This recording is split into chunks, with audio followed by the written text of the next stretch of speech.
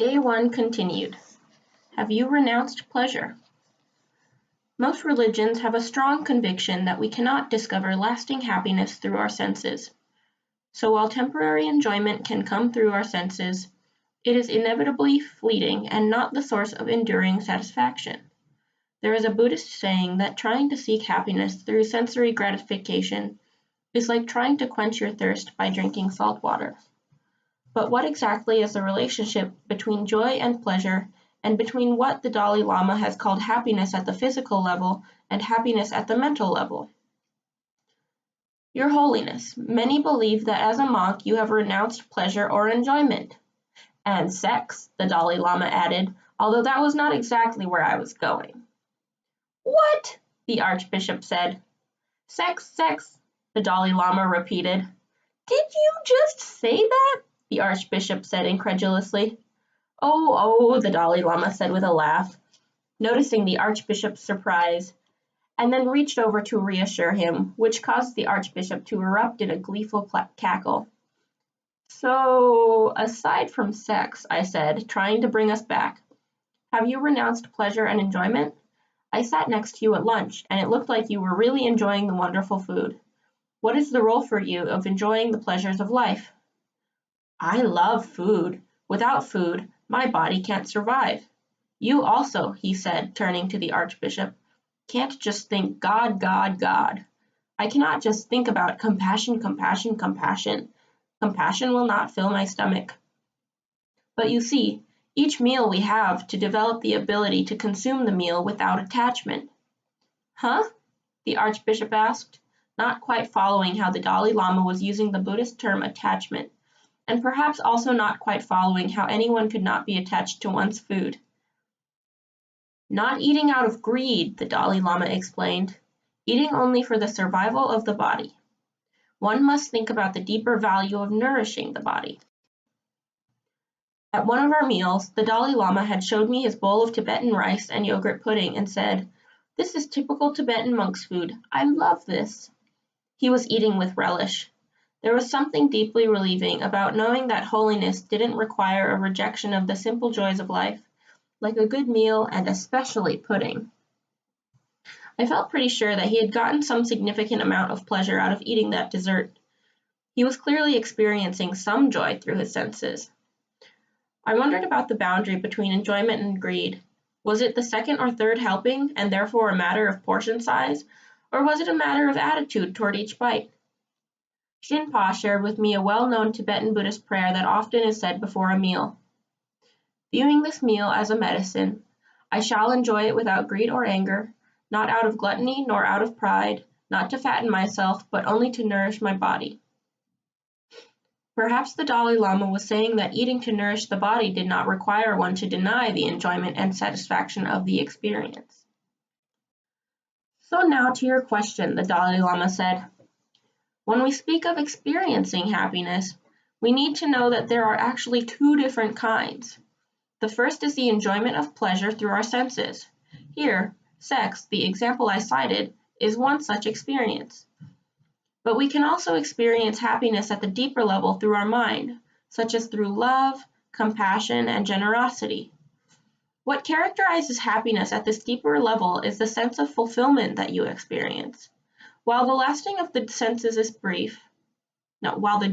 senses is brief, the joy at this deeper level is much longer lasting. It is true joy. A believer develops this deeper level of joy through faith in God, which brings inner strength, inner peace. For a non-believer or a non-theist like me, we must develop this deeper level of joy through training the mind. This kind of joy or happiness comes from within. Then the pleasures of the senses become less important. Over the last several years, I have discussed with scientists this distinction between the sensory level of pleasure and pain and the deeper level of mental happiness and suffering. Now, if we look at today's materialistic life, people seem mainly concerned with sensory experiences. So that's why their satisfaction is very limited and brief, since their experience of happiness is so dependent on external stimuli. For example, so long as the music is playing, they feel happy. He tilted his head to the side with a smile, as if appreciating the music. When something good is happening, they are happy. Good food, they are happy. When these things stop, then they feel bored, restless, and unhappy. Of course, this is nothing new. Even in the time of the Buddha, people would fall into the trap of thinking that sensory experience would bring them happiness. So when joy arises at the level of your mind, and not just your senses, you can maintain a deep sense of satisfaction for a much longer period of time, even for 24 hours. So I always say to people, you have to pay more attention to the mental level of joy and happiness, not just physical pleasure, but satisfaction at the level of mind. This is true joyfulness. When you are joyful and happy at the mental level, physical pain doesn't matter very much. But if there is no joy or happiness at the mental level, too much worrying, too much fear, then even physical comforts and pleasure will not soothe your mental discomfort. Many of our readers, I said, will understand what physical pleasure is, or the physical dimension of joy and happiness. They know how a good meal or a good song makes them feel. But what is this mental happiness or mental pleasure that you're talking about that lasts for 24 hours? A genuine sense of love and affection, the Dalai Lama said. Do you wake up with this joy? I asked, even before coffee. If you develop a strong sense of concern for the well-being of all sentient beings, and in particular all human beings, this will make you happy in the morning, even before coffee. This is the value of compassion, of having compassionate feelings for others. Even, you see, 10 minutes or 30 minutes of meditating on compassion, on kindness for others, and you will see its effects all day. That's the way to maintain a calm and joyous mind. Everyone has had the experience of being in a good mood and some trouble comes and you feel okay. When your mood is really bad, even when your closest friend comes, you still feel unhappy. Did you feel that way when I came? The Archbishop said playfully. That is exactly why I came to the airport to receive you, so I could feel more unhappy and make trouble for you. Science has a term for the unsatisfactory nature of pursuing pleasure alone, the hedonic treadmill, named for the Greek school of thought that believed pleasure to be the ultimate good.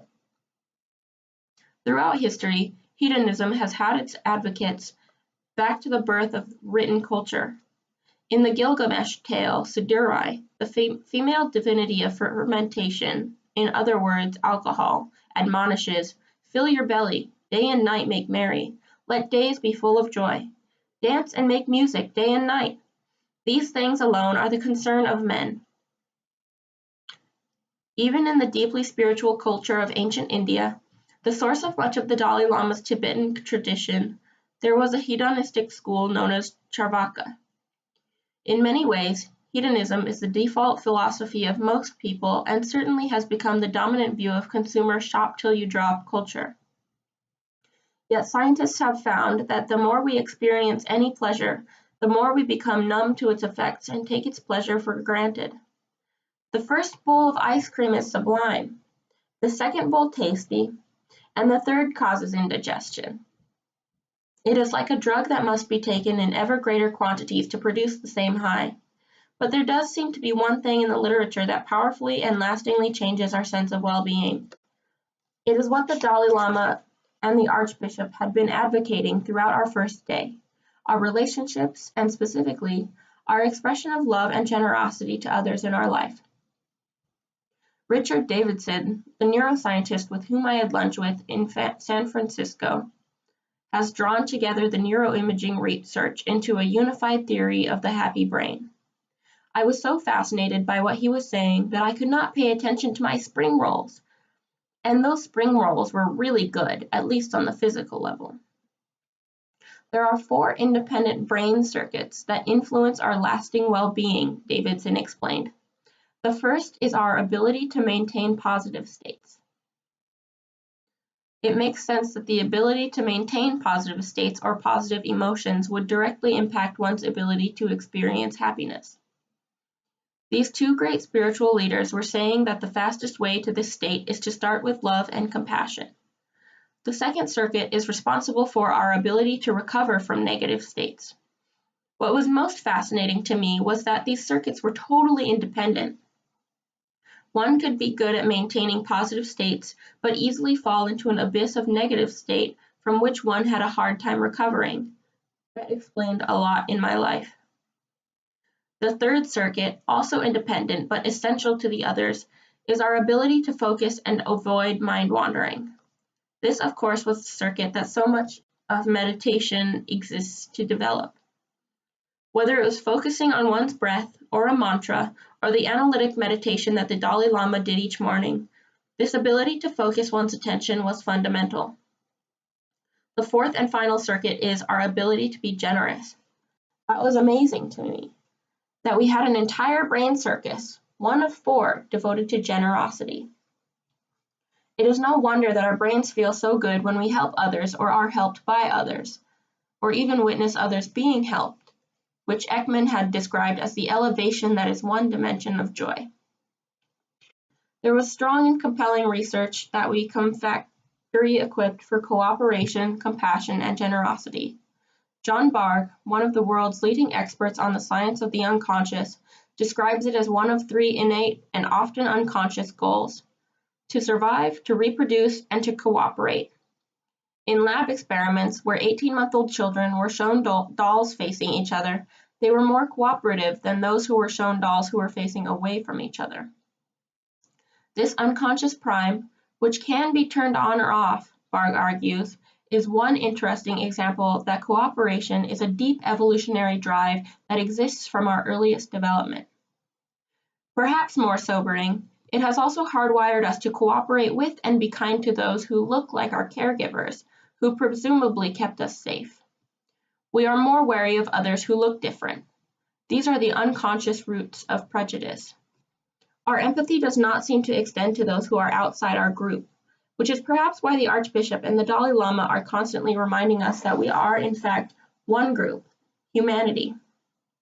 Nonetheless, the ability and desire to cooperate and to be generous to others is there in our neural circuits, and it can be harnessed personally, socially, and globally.